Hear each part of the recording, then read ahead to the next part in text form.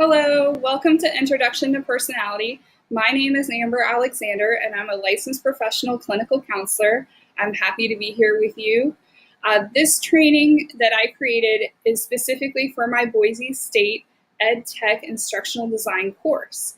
I created this training for 10 learners who are mid-career professionals by using the information they provided on a survey. I've spent hours designing this training with them in mind. I selected the topic of personality as it applies to so many aspects of our lives, and a greater understanding of personality can help us improve our interpersonal skills and relationships. Please make sure you have a distraction-free environment and have time set aside to complete the training. So grab a piece of paper and a pen and get ready to take some notes. Let's get started. Let's take a look at our learning objectives.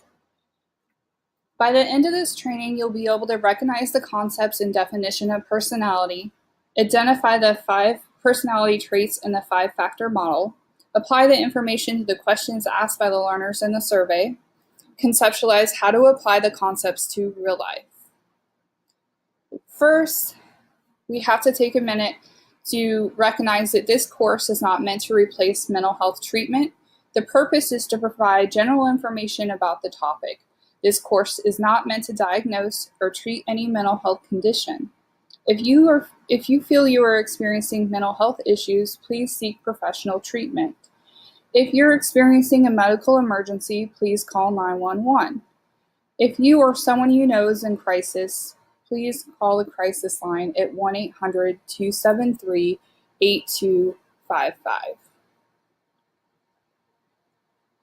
Let's look at the definition of personality. Of course, the definition of personality may vary depending on who you ask. The American Psychological Association defines personality as the individual differences in the characteristic patterns of thinking, feeling, and behaving. It's interesting to note that cognitive behavioral theories believe that our thoughts determine our feelings, which then impacts our behavior. Now let's look at temperament. Temperament is a genetic component of personality. This is the inherent part of our character and traits that we inherit. Temperament is the biological component of our personality that is affected by brain development. Personality is developed through the interaction between our character, temperament, and environment. There is a genetic component as well as how our environment impacts the development of our thoughts, feelings, and behaviors. There are many components that contribute to who we are and how we behave. If we consider, for example, someone who grew up in New York City compared to someone who grew up in Berkeley, California, we can start to imagine some of the characteristics those individuals who grew up in those environments may have.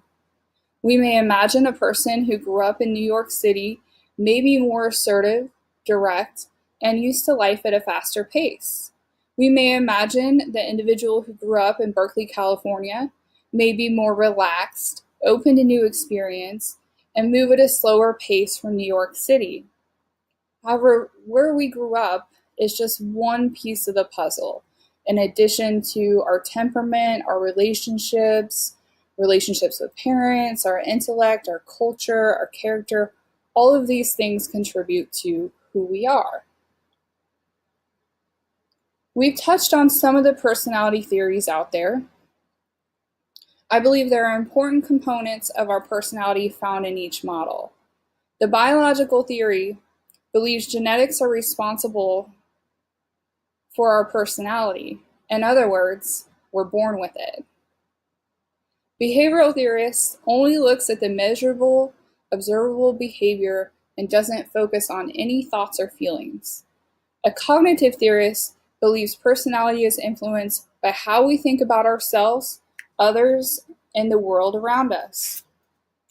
Humanists believe that humans have a need for personal growth and to improve oneself. They are accepting of individual decisions and beliefs. Trait theories believe that personality is made up of a number of traits. This includes the 5-factor model of personality we'll be learning about in this training. As we can see, there are many different ways to see personality and many different beliefs about how personality is developed. There's one more theory of personality, the psychodynamic theory. I've included this one on its own slide because one of the learners asked about ego on the needs assessment survey.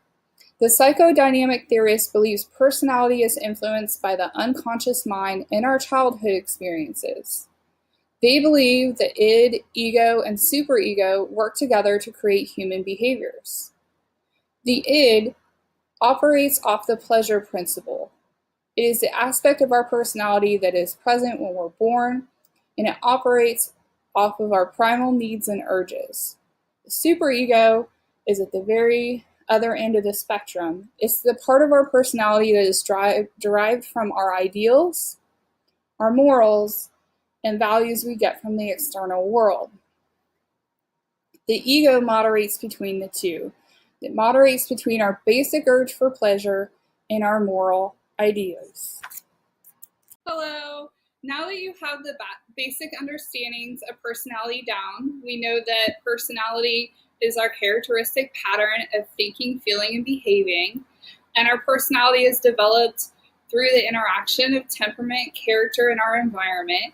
So there are many different things that impact our personality and our environment, such as where we grew up, our culture, our parenting styles, and different things like that. And in the next segment, we're going to start learning about the 5-factor model. The 5-factor model is a trait personality theory with, like the name implies, has 5 different personality traits.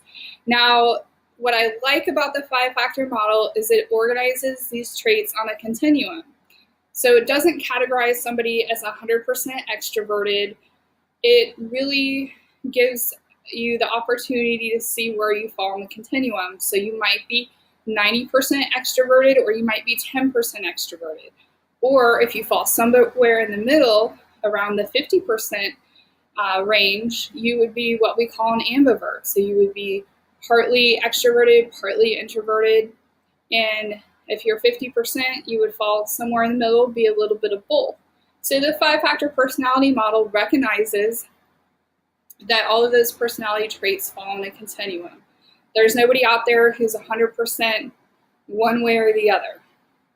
Now, I started to think there are 5 personality traits, and in the 5-factor model, those are openness, agreeableness, conscientiousness, extroverted, and neuroticism.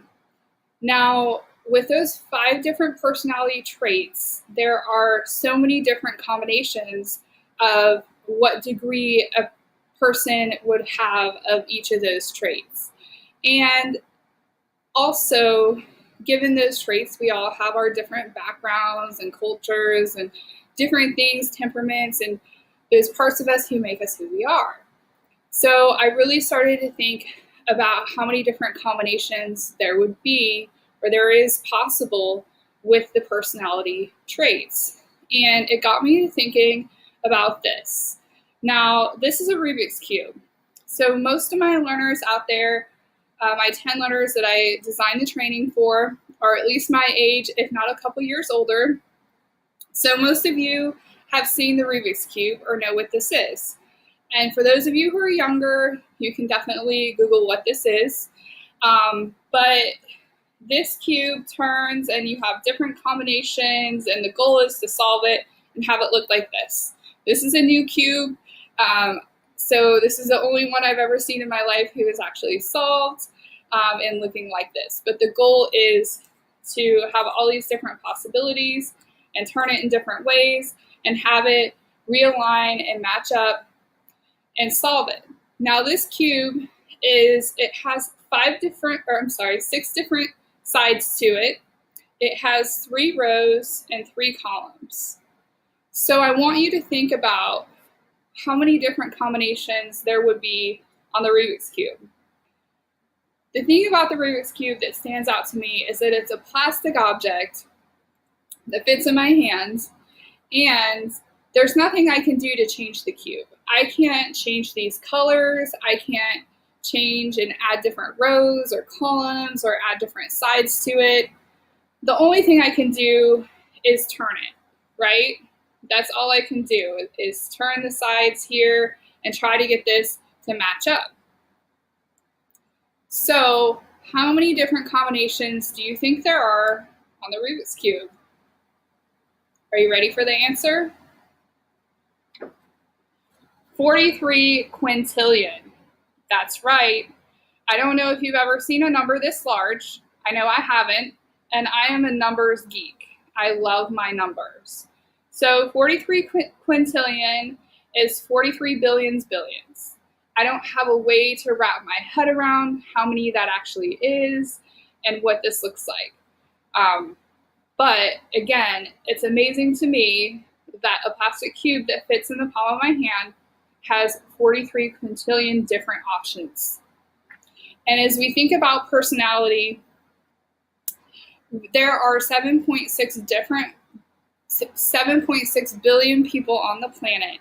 7.6 billion people all have a different fingerprint, which is amazing in and of itself, that this little part, all of us have a different arrangement on our fingers and make up a different fingerprint. Our personality is similar to that. It's our emotional fingerprint. It's who we are. And there are, I would guarantee you, 7.6 billion people on the planet and 7.6 billion personality combinations. I know as we go through and we look at a factor model of five personality traits, it can seem like we're oversimplifying it. But to me, it's amazing that we have 7.6 billion people on the planet and we have a way to organize their thoughts, feelings, and behaviors into 5 different personality traits to help us understand those 7.6 billion people. So I'm excited to move ahead and talk to you about the 5-factor model. The 5-factor model is also known as the Big Five, or Lewis Goldberg's theory. It was first mentioned in 1933 and became a structured theory in 1993. The theory is a result of many research studies that emphasize the personality traits that determine what people are like.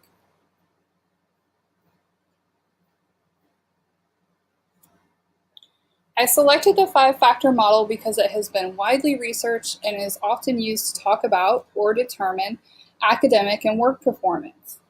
I like the 5-factor model because the traits are organized on a continuum instead of fixed.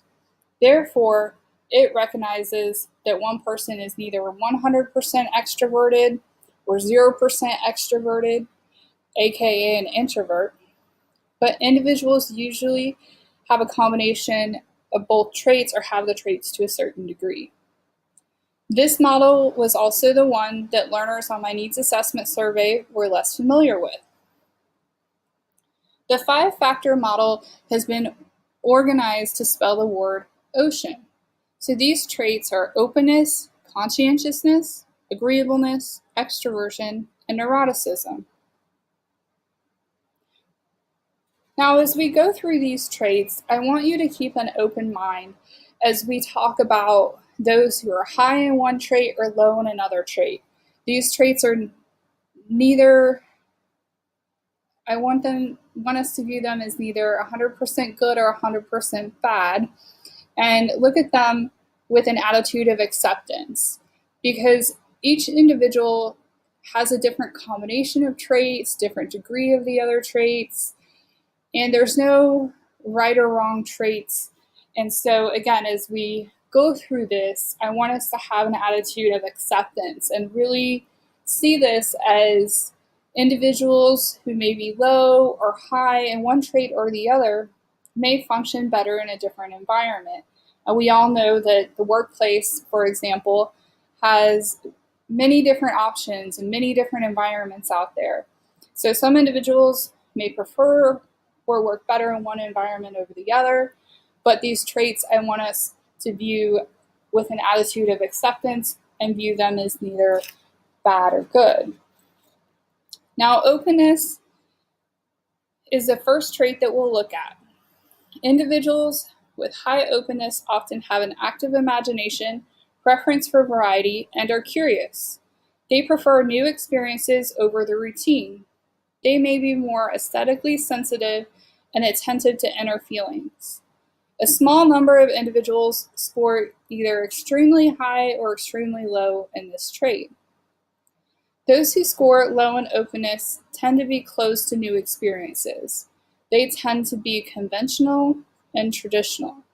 They prefer familiar routines and generally have narrow range of interests. While our personality traits remain fairly stable throughout our life, our personality evolves throughout our lifetime. Openness has been shown to decrease a small amount over time. This means we could have a decreased interest in meeting new people and instead enjoy spending more time with a small group of well-known relatives and friends. Conscientiousness. Individuals who have high conscientiousness tend to do well in academic and work settings. These individuals are careful, take obligations seriously, tend to be efficient and organized. They tend to show self-discipline, act dutifully, and aim for achievement. They often display planned behavior. They are generally dependable, hardworking, and reliable. They're more likely to be conformists, and at the very extreme, they can be workaholics, perfectionists, and compulsive. Those who are low in this personality trait tend to be easygoing, disorderly, spontaneous, less goal-oriented, less driven by success, and may procrastinate. At the extreme, those who are very low in conscientiousness are more likely to engage in antisocial or criminal behavior. Again, most of our personality traits remain stable throughout our lifetime. However, our personality does evolve throughout our life. Conscientiousness is a trait that increases throughout our lifetime, but it changes the most in our 20s. Agreeableness. Agreeableness deals with our relations to other people and how we interact with others. Individuals who are high in agreeableness tend to be perceived as kind, warm, cooperative, sympathetic, and considerate. They are also empathetic and altruistic. Individuals who score low in agreeableness tend to be more rude, callous, aggressive, critical, uncooperative, and suspicious. While engaging in conflict, they are more likely to use deception or coercive tactics. They look out for their interests versus the interests of others. Not everyone low on agreeableness is cruel or aggressive, but they don't tend to leave others with a warm, fuzzy feeling. Researchers have found this trait changes and increases the most in our 30s and continues to increase through our 60s. And again, as we think about different environments or different areas where individuals may be high in agreeableness or low in agreeableness may fit in a little bit better, and how those different characteristics may be positive.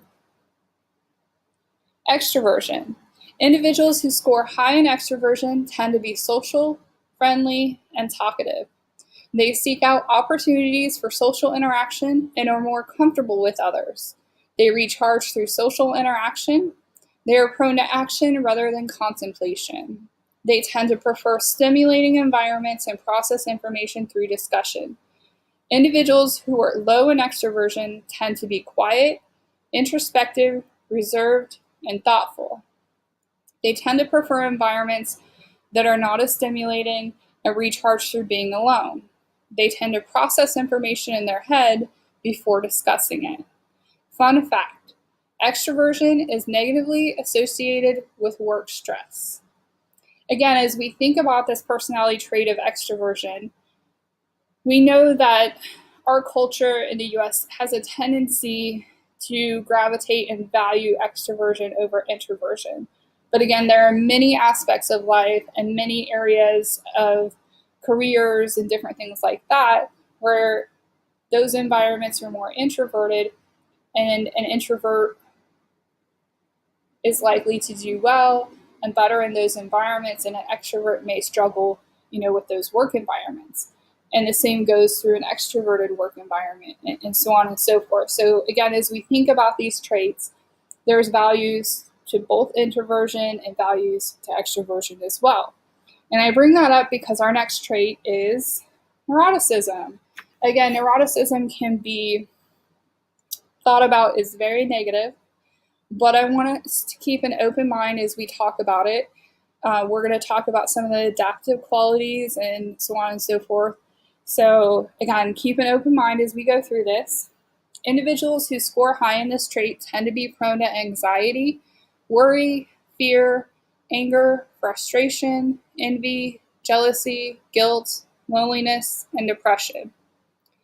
They tend to have a stronger reaction to stressors and more likely to interpret situations as threatening and minor frustrations as hopelessly difficult.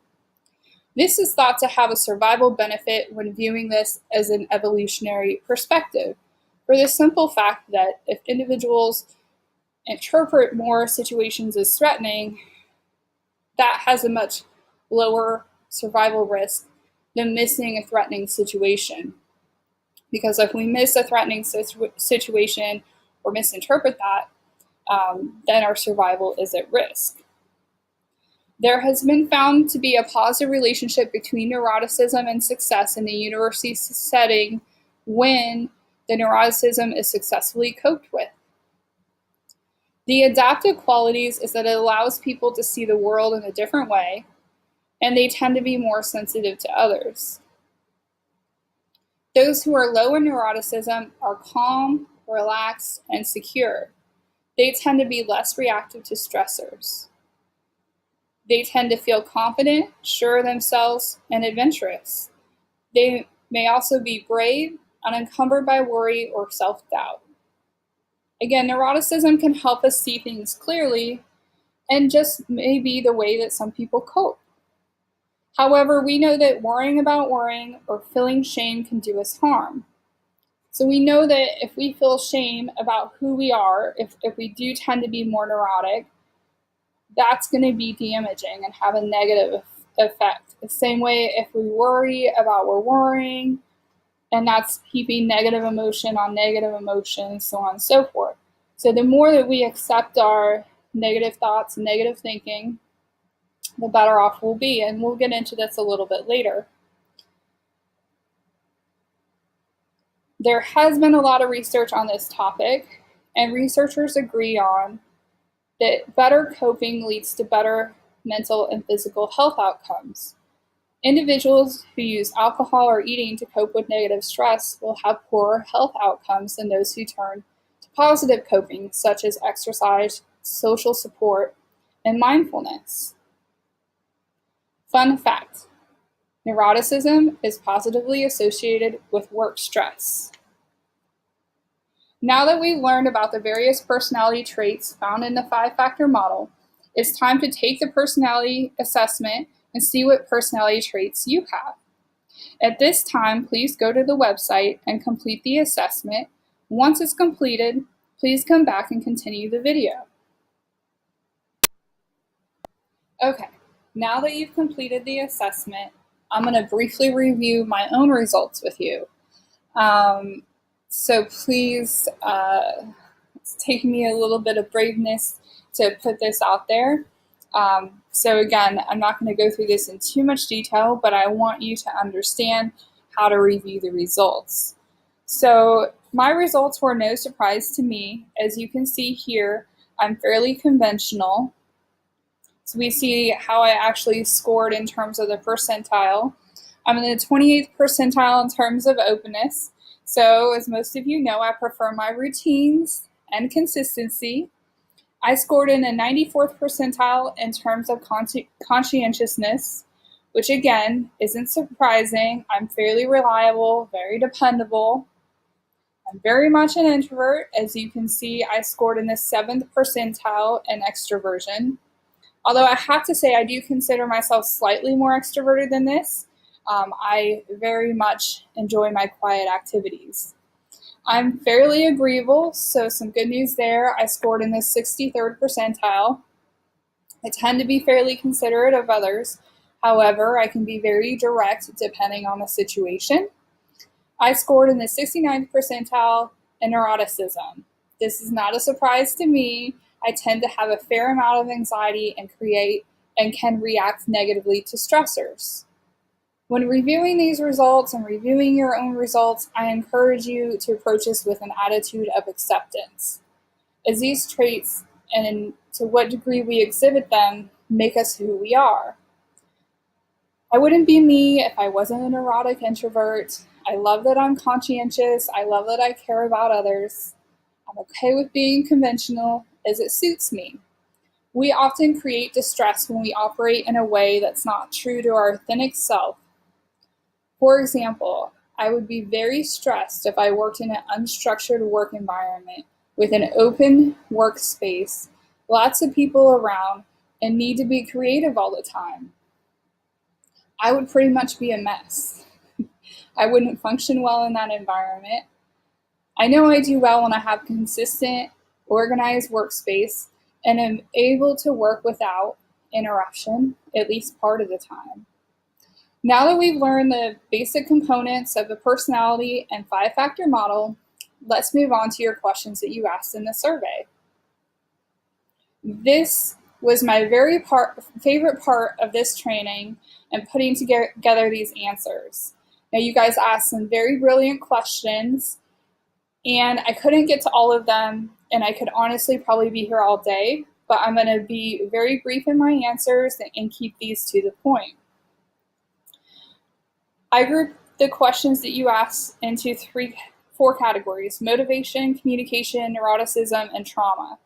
The first set of questions deals with motivation. So on the needs assessment survey, the learners stated they would like to know how to word things in a motivational versus critical way, give feedback that inspires or invokes the best out of people. I would like to know someone's personality soon after meeting them. It becomes apparent over time, but in patient care, time is very brief, but treatment compliance and outcomes depend largely on their personality and the disease influencing their health and well-being. Those are very good questions, very tough to answer. So, motivation. How to respond in a motivational way and know someone's personality quickly. In order to provide feedback that inspires others, we must fully accept that person and validate their feelings and who they are. Typically, critical feedback often communicates there's something wrong with a person or their behavior. One key thing that works well is to develop an attitude of curiosity and ask the individual more questions. Their answers give us a lot of information about their motivations. We should be listening for things they've done in the past, their interests, what their social life is like, and the statements they use to describe themselves. It's true that personality determines patient outcomes. I've mentioned some of those as I went through some of the traits. Those who are more conscientious tend to comply with recommendations more than those who score lower on this trait. If there is an opportunity to listen to the person for cues and observe them, you can get a lot of information in a short amount of time by asking a few questions or observing the person. For example, does a person use a lot of words? Do they respond fairly quickly? That person is probably more likely to be extroverted, as someone who's introverted is likely to use fewer words and think carefully about their responses. Someone who is less agreeable may disagree with us, and our first inclination is to disagree with them and provide them facts to convince them that our statement is correct. However, this automatically shuts someone down. If someone disagrees, the best way to handle this is agree with them with a simple statement stating, "You bring up a good point." This answer is not saying you agree with a person, but it complements the person's response and thought. When you're making a request or trying to motivate the person to do something, the best outcomes happen when we communicate what we like or provide the person a positive behavior or outcome. For this example, instead of asking someone to cut all the sugar out of their diet, you may ask them to make sure they eat 5 or 7 servings of vegetables and fruit. Obviously, I'm not providing nutritional advice, but people need to be able to visualize what you're asking them to do. If you're advising someone to cut back on their alcohol intake, for example, you may indicate they need to avoid alcohol and make sure they drink 8 glasses of water per day. Whenever we take away behavior or we want to eliminate a habit, we must replace it with something positive. Another fact is someone who is more conscientious may be more motivated by achievement and following the rules. Someone who's lower on this trait and higher in openness may be more interested in trying new things or gaining new experiences. An introvert, for example, may want to take part in introspective activities such as reading information, while an extrovert may want to discuss or interact with others. It is difficult to know the person's personality or motivations in a short period of time, but we improve our observation and listening skills with practice. And when we improve those skills, we improve our ability to read others and assess them quickly. The more you put on your observation hat and adjust your ears to hear what people are saying, the better you'll get at assessing their personality and motivations. The next set of questions deals with communication. How to get them to listen to me when I have something important to say. And I would like to be able to relate to people who may be difficult to reach in order to understand them and have a better relationship. Understand how to lighten the mood in a high-stress environment. Those are very good questions. Getting people to listen and reaching difficult people. In order to get someone to listen to what we have to say, we must first listen to what they have to say and understand what they're saying. Then develop a response that uses the person's words and addresses what they're saying. We often skip over what someone else is telling us. Typically, people give us a lot of information about what's important to them, but we have to listen to the emotions behind what they're saying and develop a response and convey our point according to what's important to the other person. It's also important to remember the person in front of us we might label as difficult. However, that person in front of you is only a snapshot of the person. You're not seeing that person in all contexts. They may be depressed, angry at the moment. They may be frustrated, so on and so forth. They may be hungry. Even though the snapshot shows us what's going on with the person in the moment, that's just a portion of who they are. Developing an attitude of acceptance will help us relate to those who may be difficult to reach and can improve our relationship with them. Working in the field of behavioral health, I have the privilege of getting to know people's stories, backgrounds, and personality. And I can honestly say some people we may work with may be perceived as difficult. But once you understand what that person has been through, how they think, and their personality, their difficult behavior almost always makes sense. If someone has experienced a number of negative life events, they may look at the world a little bit differently. They may perceive a threat when you're speaking to them when there is no threat. If we can recognize what's happening, then it makes it easier to approach the person.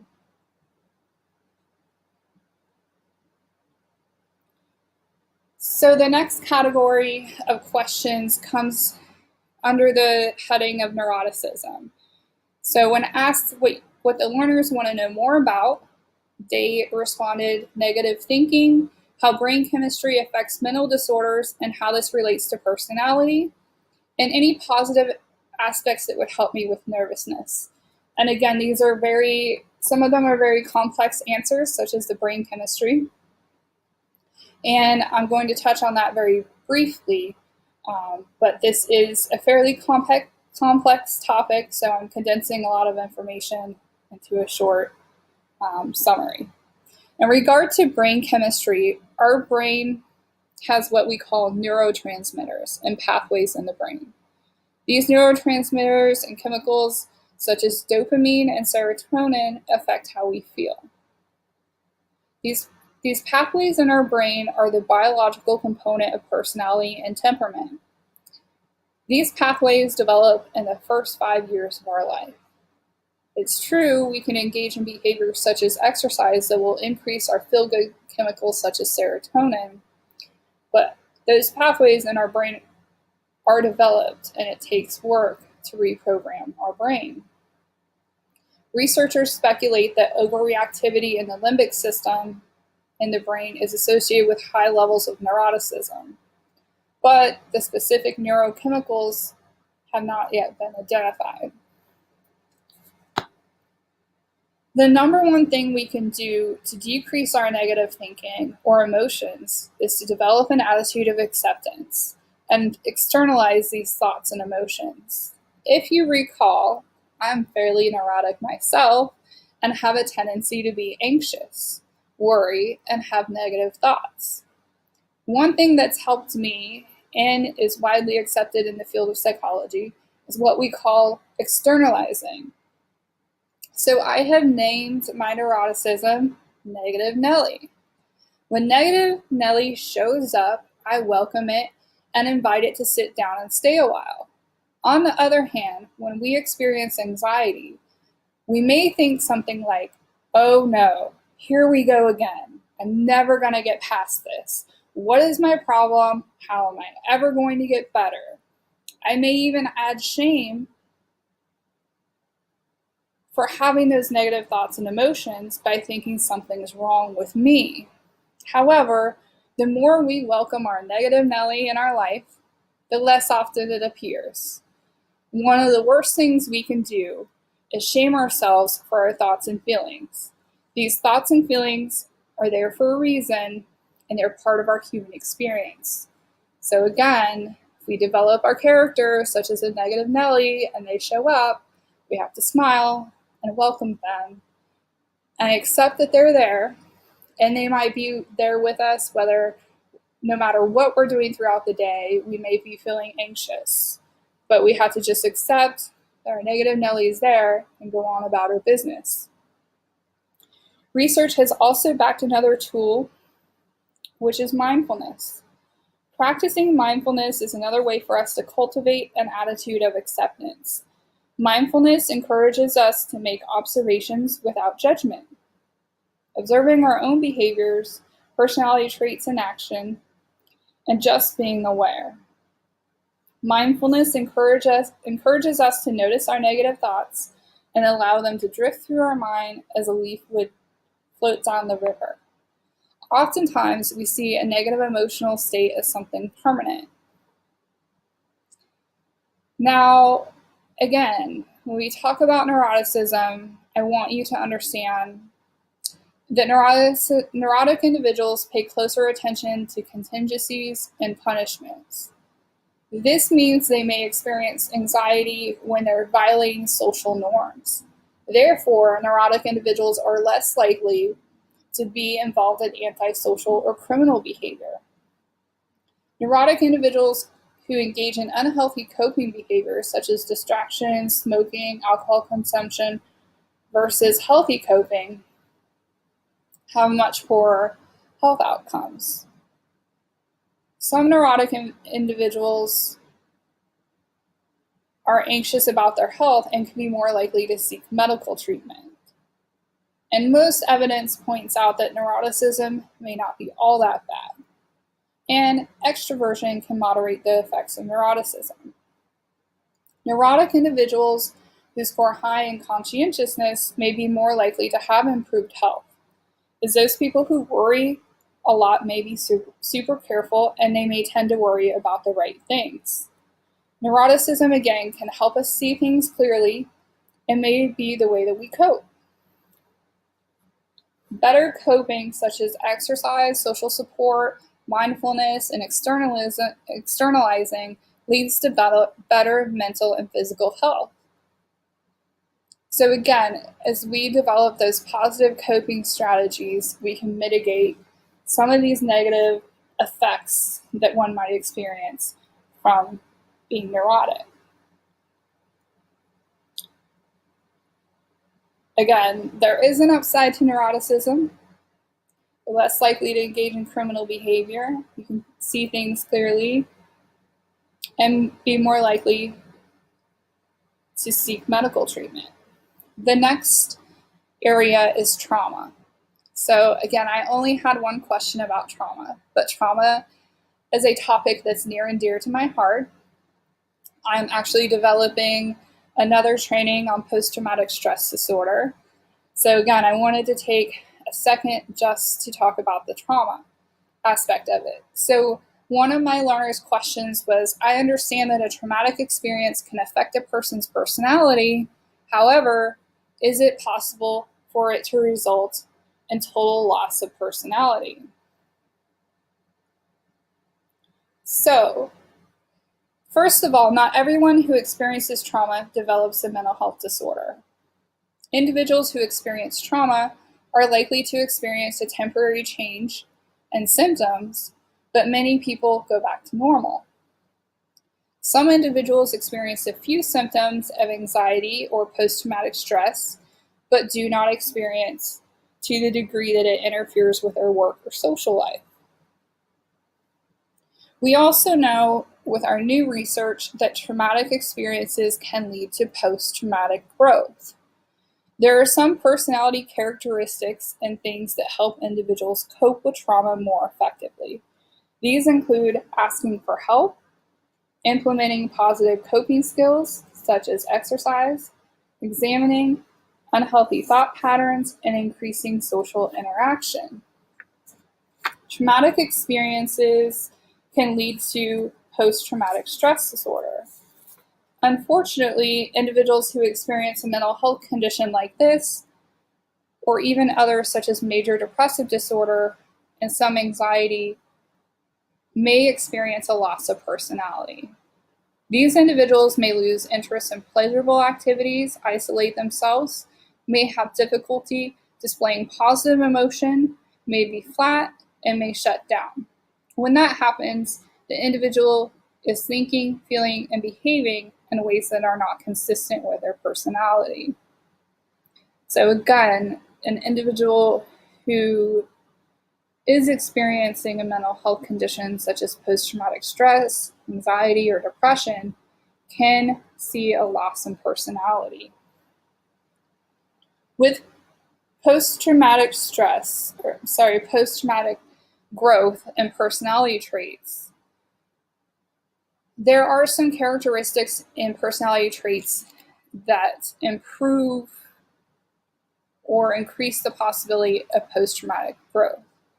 Those who are more open and tend to be more optimistic and employ positive coping to deal with difficulties can predict higher levels of post-traumatic growth.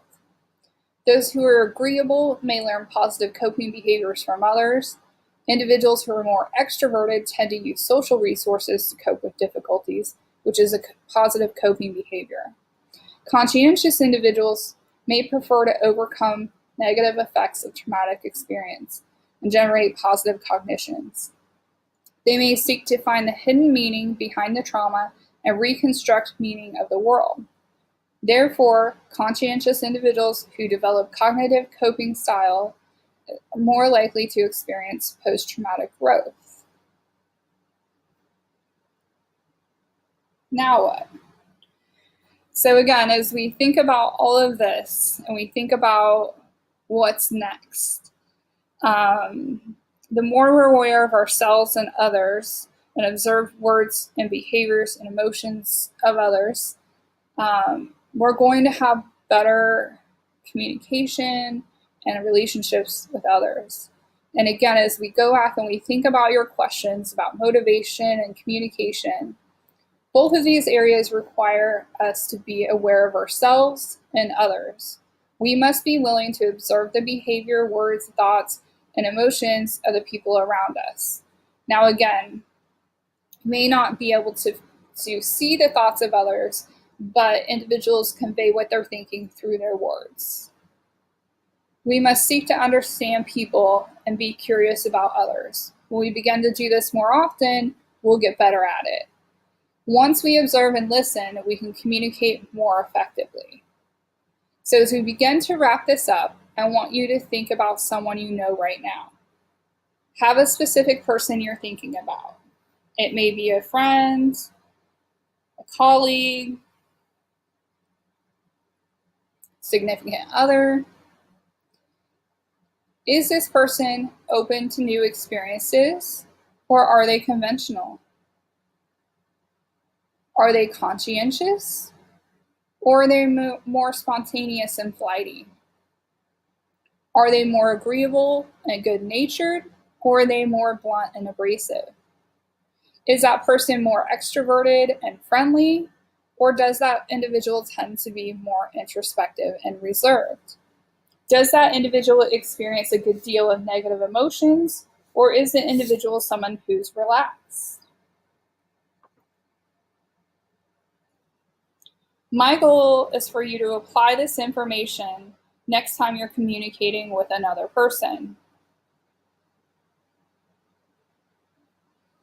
When conflict arises, please consider the other person's personality. It's easy for us to assume the other person is just like us. However, we know that's not true. You may have a significant other who enjoys going out to parties when you'd rather sit at home and enjoy a quiet evening in. However, once you have an understanding this difference is due to their personality and it's not personal, then we can begin to work together. If we observe that someone is less agreeable, abrasive, and that's just who we are, we can begin to accept that instead of taking it personal. When we're able to take a step back and observe someone with non-judgmental approach and respond in a way that accepts that person, validates their point of view, then our relationships will definitely improve. Conflict arises when we encounter individuals or environments that are not consistent with our own personality. So next time you're in a work meeting, observe how many people at work through issues by verbalizing their thoughts with little time for reflection versus how many people take the time to reflect on what's been presented and come up with a well thought out response. These two approaches can in fact complement each other. As an extrovert shares insight, the introvert has time to digest and process what the person is saying. All of the personality traits have value, and we need them. We need individuals who think differently than ourselves, as this is how we learn and grow. If personality style is not the cause of conflict, is it different values? Is it a lack of communication? These are all questions that we need to ask the next time conflict arises. Now review. Personality is our pattern of thinking, feeling, and behaving. Temperament is a genetic component of personality. Personality is developed through the interaction of temperament, character, and environment. There are various theories of personality to include biological, humanistic, cognitive, behavioral, trait, and psychodynamic. The 5-factor model traits are openness, conscientiousness, agreeableness, extroversion, and neuroticism. So again, observing the behavior, words, and emotions of others can help us improve our relationship. Developing a response based on that observation and validating the other person can help improve our relationships. Neurotic individuals benefit from healthy coping. These include mindfulness, exercise, and social support. Accepting our personality as well as others helps us be our authentic self. So as we end this training, I want you to think about when you're going out into the world and encountering people, to just take a minute and slow down and hear what they're truly saying and observe their behavior and what they're saying and their emotions behind it. Develop an attitude of curiosity and acceptance. And the more we start thinking about people in terms of their personality traits and develop the attitude of acceptance, the better off our relationships will be. So thank you so much for joining me over the past several minutes. I have really enjoyed putting this training together, and I hope you'll tune in to the next one.